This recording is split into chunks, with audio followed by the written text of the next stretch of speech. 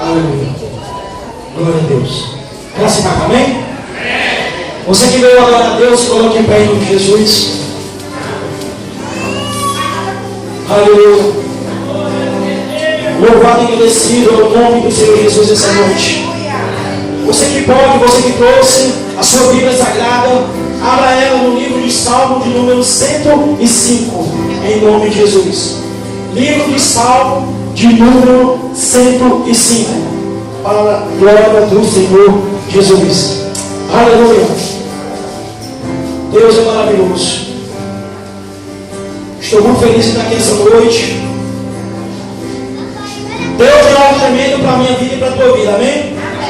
Está escrito assim na palavra de Deus: louvai ao Senhor, invocai o seu nome, fazei conhecidas as suas obras entre os povos, cantai salmo, falai todas as suas maravilhas. Amém? Você que pode, libere suas mãos e vamos adorar Ele com suas palmas. Adore Ele com suas palmas. Adore Ele com suas palmas. Adore Ele, adore Ele, adore Ele, adore Ele, Olhe para cá. Vou passar um vídeo em nome de Jesus. Olha para esse vídeo. Fique de pé, vai ficar de pé. Aleluia. Glória a Deus.